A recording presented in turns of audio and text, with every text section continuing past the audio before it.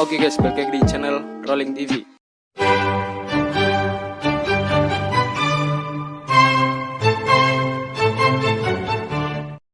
Jadi di video kali ini gue bakal ngasih 4 rekomendasi film Netflix yang bakal nemenin karantina kalian. Tapi sebelum ke pembahasannya, jangan lupa klik tombol subscribe di bawah dan jangan lupa nyalakan notifikasinya. Oke, lanjut.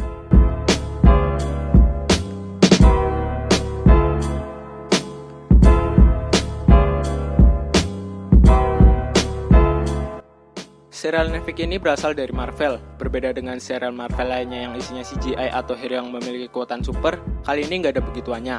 Tetapi semua adegan itu diganti dengan adegan perkelahian yang sadis, brutal, dan penuh darah, tetapi nggak terlalu menjijikan. Pemeran utamanya adalah Frank Castle yang diperankan oleh Jon Bernthal. Dia digambarkan sebagai marin yang mengalami PTSD atau Post Traumatic Stress Disorder yang baru saja pulang dari Afghanistan dan keluarganya dibunuh.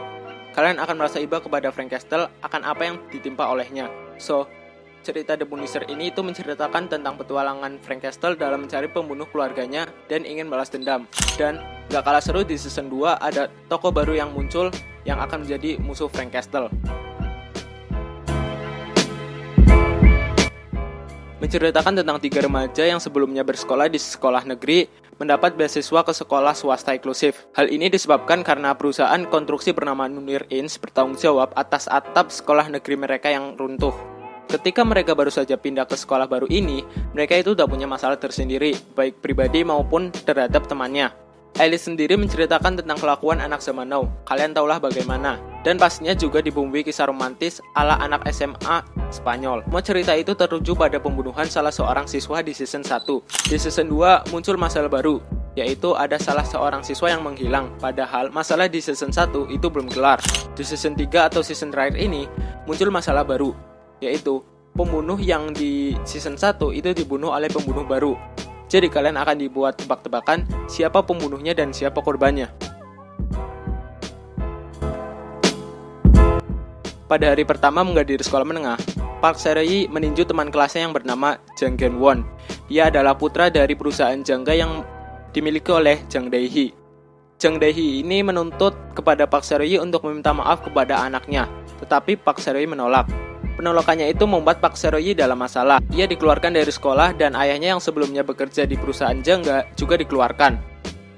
Tak lama kemudian, ayah Park Se-rae meninggal karena ditabrak lari oleh Jang Geun-won. Park Se-rae yang terbakar amarahnya pun membalas dendam kepada Jang Geun-won. Ia memukuli Jang Geun-won hingga sekarat. Namun lagi-lagi Park Se-rae diperlakukan tidak adil. Dia dipenjara dan ditangkap atas kekerasan kepada Jang Geun-won. Kasus tabrak lari ayahnya pun juga ditutup.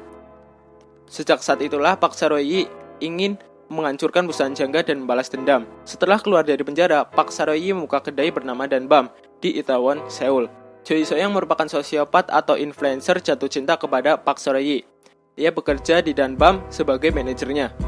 Namun Park Se-rae lebih dahulu suka kepada Oh So-ah, yaitu teman lamanya, yang justru bekerja di perusahaan jangga. Bagaimana akhir kisah Itaewon Class ini? Semua terdapat di 16 episode.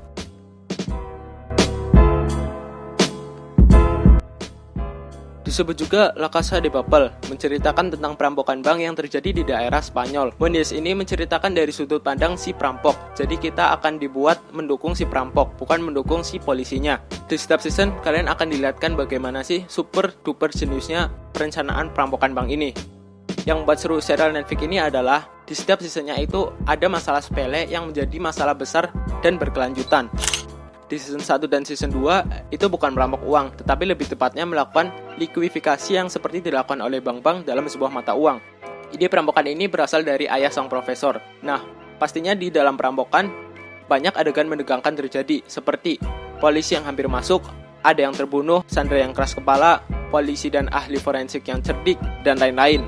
Di season 3 dan season 4 dan nanti ada kelanjutan di season 5, itu bukan merampok tetapi menyatakan perang. Karena ada salah satu kru perampok yang tertangkap dan disiksa oleh salah satu polisi atau bagian kepolisian gitu ya. Tetapi perang ini bukan seperti perang dunia ke-1 atau perang dunia, masih dalam konteks perampokan. Di season ini adegan yang menegangkan lebih menegangkan dibanding season 1 dan season 2, yaitu ada pembunuh di dalam bank, teman menjadi musuh, celah untuk keluar yang tidak memungkinkan, masalah percintaan, dan lain-lain. Masih sama, banyak masalah sepele yang menjadi besar dan berkelanjutan. Contohnya pertikaian. Belum lagi kalian akan dilihatkan bagaimana perwatakan yang sangat bagus yang dilakukan oleh setiap tokoh. Kalian akan dibuat simpati akan watak yang dimiliki oleh setiap kru perampok. Oke guys, terima kasih telah menonton. Jangan lupa klik tombol subscribe di bawah. Dan jika ada pertanyaan atau kalian ingin saya membahas yang lainnya, kolom komentar di bawah. Oke, saya Muhammad Faisal.